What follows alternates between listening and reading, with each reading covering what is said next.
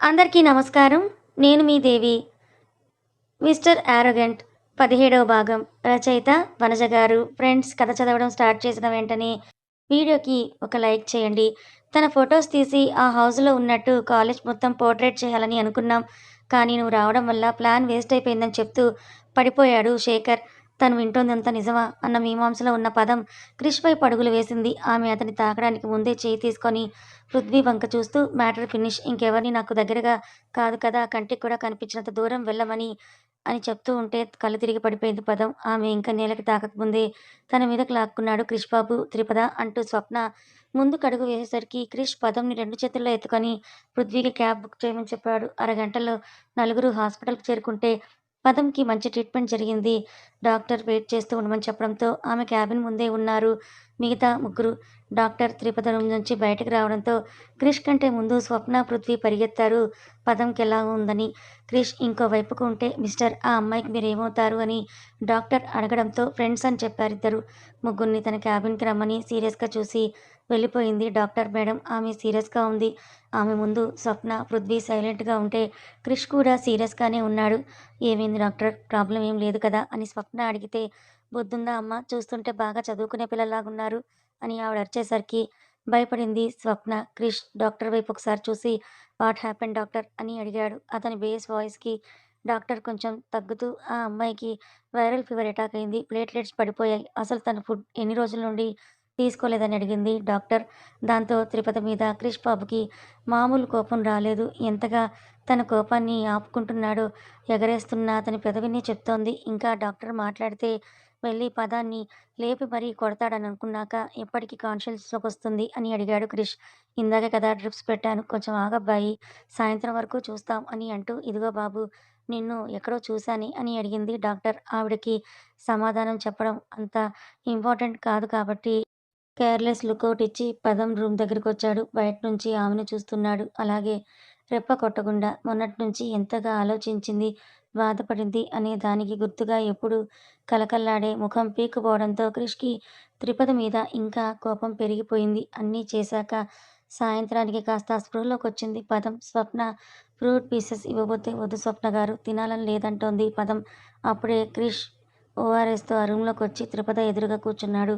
తాగు అని అంటూ క్రిష్ అతని చేతుల్లోంచి ఇస్తూ ఉంటే క్రిష్‌ని గట్టిగా హగ్ చేసుకుంది పదం. జరిగిన పరిణామానికి షాక్‌గా చూశారు పృథ్వీ, స్వప్నలు. క్రిష్ మాత్రం ఏమీ రియాక్ట్ అవ్వకుండా అలాగే ఉన్నాడు. నన్ను క్షమించండి క్రిష్ గారు. ఆ సమయంలో నాతో పాటు అక్కడ మిమ్మల్ని కూడా చూసి టౌన్‌లో ఉండేవారు కదా, అందుకే నాకు నేనే ఏదేదో అనుకుని మిమ్మల్ని బాధ పెట్టానంటూ ఎక్కిళ్ళు పెట్టుకుంది. అన్నీ విన్నా కూడా క్రిష్ నోరు తెరిచి ఒక మాట కూడా మాట్లాడలేదు. ఆమె చేతుల్లో ఓఆర్ఎస్ పెట్టేసి పక్కకు వెళ్తుంటే అతని నడుముని అలాగే కరుచుకొని, ప్లీజ్ క్రిష్ గారు, నన్ను క్షమించి ఫర్గివ్ చేయండి అని త్రిపద అడుగుతుంటే, జ్యూస్ తాగని చెప్పాడు క్రిష్ బాబు. మీరు నాతో మామూలుగా మాట్లాడే వరకు నేనేం తినను, తాగను అని పదం మొండిపట్టు పట్టేసరికి ఇంకా తప్పక, నేనేం అనుకోలేదులే, నువ్వు చాలానే అనుకొని 3 రోజుల నుంచి అన్నం నీళ్ళు సాక్రిఫైస్ చేశావు కదా, ఇప్పుడు కనుక ఇవేమీ తీసుకోకుండా ఉన్నావు అంటే కన్ఫర్మ్‌గా కొడతాను పదం అని క్రిష్ అదే గంభీరంగా అనేసరికి, మన పదం పిచ్చి తెలిసిందే కాబట్టి వాడు తిట్టినా అదే మహాప్రసాదం అనుకుని ఓఆర్ఎస్ తాగింది.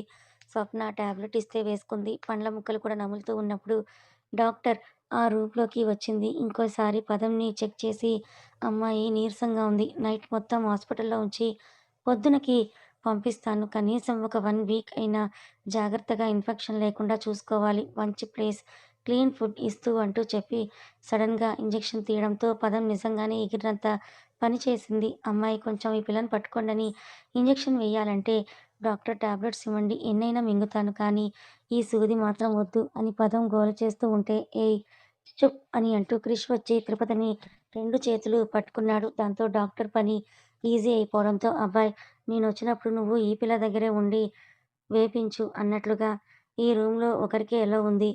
మిగతా ఇద్దరు కూడా వెళ్ళిపోండని సీరియస్‌గా చెప్తూ వచ్చిన దారిన వెళ్ళిపోయింది ఆ డాక్టర్.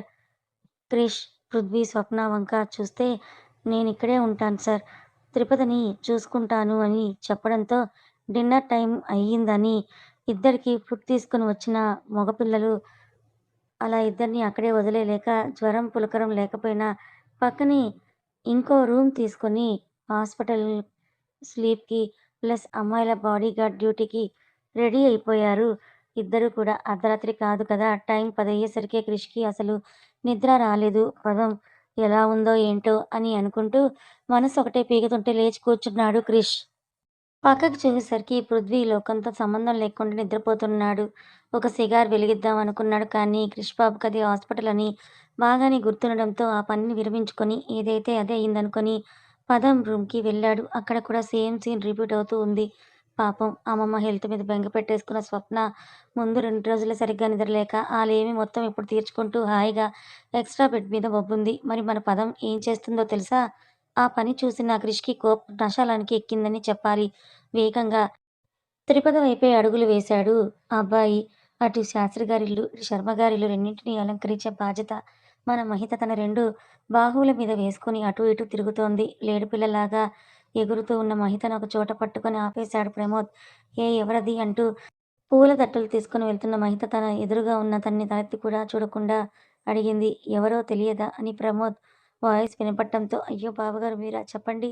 ఏమైనా అవసరం ఉందా నాతో? అని మహిత రెప్పలు కొట్టి అడగడంతో తన చేతుల్లో ఉన్న ఆమె చేతులు తీసి ఏం లేదు 3 నెలల కిందట ఫోన్‌లో తెగ మాట్లాడేదానివి కదా! మరిప్పుడు ఏంటి కనీసం వచ్చి 4 రోజులవుతున్నాయి పక్కకే రాలేదని ప్రమోద్ అడగటంతో కొన్ని కొత్త కొత్త విషయాలు తెలిసాయి బావగారు. అందుకే నేను నా లిమిట్స్‌లోనే ఉండాలనుకుంటున్నాను. మీరు త్వరలో కాబోయే పెళ్ళికొడుకు. మీతో నాకేం మాటలు, అయినా అప్పుడు చేసినందుకు సారీ అని చెప్పి ప్రమోద్ పక్క నుండి తన ఇంటికి వెళ్ళిపోయింది మహిత. దీనికి అంతగా ఏం తెలిసాయబ్బా అనుకుని ఆలోచిస్తూ భుజాలని ఎగరేశాడు ప్రమోద్. మరి మన పదం ఏం చేస్తుందో తెలుసా? ఆ పని చూసిన క్రిష్‌కి కోపం నశాలానికి ఎక్కిందని చెప్పాలి. వేగంగా తిరుపతి వైపే అడుగులు వేశాడతను. తన చేతిలో నుండి ఫోన్, పెన్, పేపర్ పక్కకు పడిపోవడంతో ఏమైందని తలెత్తి చూసింది పదం. "ఏం చేస్తున్నావు?" అని అడిగాడు క్రిష్ బాబు. "రేపు మిడ్ ఎగ్జామ్స్ కదా క్రిష్ గారు చదువుకుంటున్నాను" అమాయకమైన ఆన్సర్ పదం నుండి. "ఏ కండిషన్‌లో నువ్వు ఉన్నావో తెలుసా నీకు? ఇదేం సెమిస్టర్ ఎగ్జామ్స్ కాదు. మిడ్‌నే. పోయినా సెకండ్ మిడ్ రాసుకోవచ్చు. నోరు మూసుకొని పడుకొని రెస్ట్ తీసుకో" అని అంటూ క్రిష్ బాబు కేరింగ్ కూడా అదేదో వార్నింగ్ లాగే ఇస్తూ ఉంటే బెంబేలెత్తిపోయింది పదం. "ఇప్పుడు నాకు బాగానే ఉంది క్రిష్ గారు" నీరసంగా. "అస్సలు లేదు. 2 యూనిట్లే కాబట్టి ఇంకాసేపు చదువుకొని పడుకుంటానని" అంటోంది. ఆమె నీరసం, కళ్ళు ఎరుపులు క్రిష్‌కి ఈజీగానే అర్థమవుతున్నాయి. "నాతో కొట్టించుకోవడం అంత సరదానా పాపా నీకు? కావాలంటే రేపు ఎగ్జామ్స్‌కి నేను హెల్ప్ చేస్తాను. ఇప్పుడు పడుకో" అని క్రిష్ అంటే "హెల్ప్‌నా? ఎలా చేస్తారు క్రిష్ గారు" అని మళ్ళీ కళ్ళని టపటపా కొట్టింది పదం. "ఉష్! ఇంతలా మాటకారివేంటే నువ్వు? పడుకో లేదంటే ఇంకో 2 ఇంజెక్షన్‌లు తెచ్చి వేస్తాను నేనే" అని క్రిష్ బెదిరించేసరికి అమ్మో! వద్దు అంటూ పేపర్, పెన్ పక్కన పడేసి పడుకుంది పదం. ఒక రకమైన స్మైల్ పెదవి అంచున ముత్యమై అలా మెరిసి వెళ్ళిపోయింది క్రిష్ బాబుకి.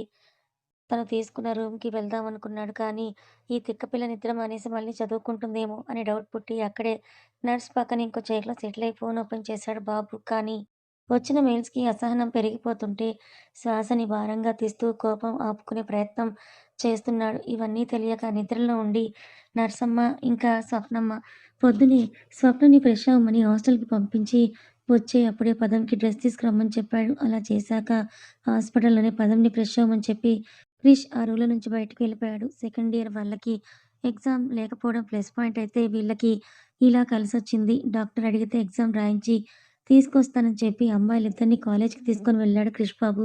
టైంకి క్లాస్ రూమ్‌లో అడుగుపెట్టిన పదం ఇన్విజిలేటర్ అందిస్తున్న క్వెషన్ పేపర్ తీసుకొని చదివి ఏమీ రాక అరగంట పాటు రాగం ఎత్తుకుందామని అనుకుంది కానీ, క్రిష్ బాబు పాపకి ఆ ఛాన్స్ ఇవ్వకుండా ఇన్విజిలేటర్‌ని కాపీస్ కొట్టించేలాగా సెట్ చేశాడు. "త్రిపద" అని పిలిచాడు ఇన్విజిలేటర్. కుళాయి తిప్పడానికి సిద్ధంగా ఉన్న దాన్ని చూసి, "ఏంటి సార్" అని బదులు ఇవ్వడంతో, "ఇదిగో ఈ 4 ఆన్సర్స్ రాసుకో. 70% పైన వచ్చేస్తుంది ఓకేనా? ఎవరూ చూడకుండా నేను మేనేజ్ చేస్తానంటూ గుండు సార్ చెప్తే, వద్దు సార్. నేను నైట్ కొని చదివాను. గుర్తున్నవి రాస్తాను" అని పదం అమాయకంగా చెప్పడంతో త్రిపద రాయకపోతే క్రిష్ తనకు ఆఫర్ చేసిన ఫర్నిచర్ సెట్ చెయ్యి జారిపోతుందనుకుంటూ, "నీ ఫేస్ చూస్తే అర్థమవుతోందమ్మా! నువ్వేమి చదివినవి ఏమీ రావని. ఏం కాదులే. రాసేయి నేను చూసుకుంటాను కదా" అని సార్ అనడంతో, "సరే సార్ రాస్తాను కానీ నాకు 70% మార్క్స్‌కొద్దు. 80% మార్క్స్‌కి ఆన్సర్ కావాలని" చెప్పింది పదం. అబ్బా! ఏదో క్రిష్ అడిగాడని పాస్ మార్కులయ్యేటట్టు తెచ్చానే కాపీలు. ఇప్పుడు ఈ అమ్మాయి 80 మార్క్స్‌కి తప్ప రాయనంటూ ఉంది. ఏం చేద్దాం అనుకుని సరికి ఫర్నిచర్ దూరం అయిపోతున్నట్టుగా అనిపిస్తుంటే, నో అని అనుకుని "నువ్విప్పుడు ఇవి రాస్తుండమ్మా. మిగతావి నేను అరేంజ్ చేస్తానని" చెప్పి వెళ్ళిపోయాడు సార్. చెప్పినట్టుగానే వేరే స్టూడెంట్స్‌ని అడిగి తెచ్చి పాపకి 80% వచ్చేలాగా చేసి కాన్ఫిడెన్స్‌తో ఎగ్జామ్ కంప్లీట్ చేసి బయటకు వెళ్ళిపోయాడు సార్. కాలేజ్ బయట నలుగురు కలుసుకుంటుంటే స్వప్నకి ఫోనొచ్చింది. మళ్ళీ అమ్మమ్మకి బాలేదు అర్జెంట్‌గా రా అంటూ. అబ్బా! ఈ ముసలిది పోదు, ఉండదు. ఉండే వాళ్ళని చంపుతోందనుకుంటూ పృథ్వీ వంక చూసి నేను వెళ్ళనా అని అడిగింది. అతను క్రిష్ వంక చూడటంతో క్రిష్ ముఖ కవళికలు బట్టి పృథ్వీ స్వప్నం తీసుకొని బయలుదేరాడు. వాళ్ళిద్దరిని చూస్తున్న పదంని ఉద్దేశించి తమరింకా వస్తే హాస్పిటల్‌కి తీసుకొని వెళ్తానని చెప్తాడు క్రిష్. ఆ! క్రిష్ గారు అంటూ పదం ముందుకు అడుగు వేయగానే తనని బృంద ఎదురొచ్చింది. అంతే తగ్గిన టెంపరేచర్ మళ్ళీ పెరిగినట్టుగా అనిపించి భయం పట్టేసుకుంది. పదం ఎక్కడ ఇంటికి వెళ్ళిన విషయం క్రిష్‌కి బృంద చెప్పేస్తుందేమో అని అతని ముందు ఆగుతూ అన్నయ్య అని పిలవబోయింది. కానీ క్రిష్ చూపులకి ఎప్పట్లాగే మధ్యలో ఆ పిలుపుని ఆపి మమ్మీకి లెగ్ కొంచెం ఫ్రాక్చర్ అయిందని చెప్పి వచ్చినదాన్నే బృంద వెళ్ళేసరికి పదంకి హరిత మీద జాలి పుట్టి క్రిష్ వైపు చూసింది. ఇప్పుడు ఇంటికి వెళ్ళమని చెప్పి నీ మీద కోపం తెచ్చుకోకు పదం. నా వైపు చూసింది చాల్లే పద హాస్పిటల్‌కని క్రిష్ కదిమేసరికి పాపం కదా క్రిష్ గారు, ఆంటీ గారు ఒకసారి వెళ్లి తన ఆలనాపాలా చూసి రండి అని చెప్దాం అనుకున్నది కాస్త క్రిష్ చూపులకి ఆగిపోయి సైలెంట్‌గా బైకెక్కి కూర్చుంది.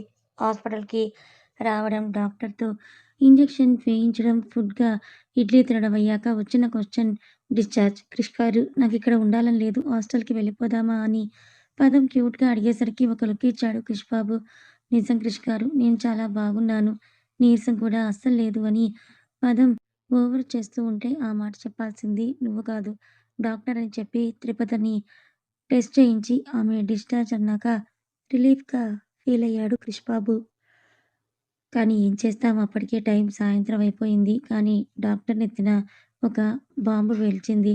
కనీసం కొన్ని రోజులు అయినా సరే ఆ అమ్మాయి రెస్ట్ తీసుకోవాలి అని చుట్టూ న్యూసెన్స్ ఉండొద్దు. మంచి ఫుడ్డే తినాలి. ఫ్రూట్స్ అండ్ లీఫీ వెజిటబుల్స్‌ని బాగా తినాలి. నీరసంగా ఉంది అంటే సెలైన్ పెట్టాలని డాక్టర్ చిట్టి విప్పడంతో అవన్నీ విని పదం బుర్ర గిరగిరా తిరిగితే పాపం హాస్పిటల్‌కొచ్చిన పృథ్వీ డాక్టర్ గారు ఇంతలో తనకి డిశ్చార్జ్ ఎందుకు ఇక్కడే ఉంచేసుకోండి అని చెప్పాడు. క్రిష్ పదం పృథ్వీని చూస్తే స్వప్నకేమైనా అవసరం అవుతుందేమో అని అక్కడే ఉన్న అతను హాస్టల్‌కి రావడం కుదరదు. ఇంట్లో వాళ్ళు అక్కడే ఉండమని చెప్పారటని పృథ్వీ ఎక్స్‌ప్లెయిన్ చేయడంతో క్రిష్‌కి కూడా పదంని హాస్పిటల్‌లో పెట్టడం మంచిదే అని అనిపించింది. కానీ ఆ విషయం ఏదో ముందే ఊహించినట్టుగా ఫేస్ పెట్టిన పదం క్రిష్ ఫేస్ వైపు దీనంగా చూసింది.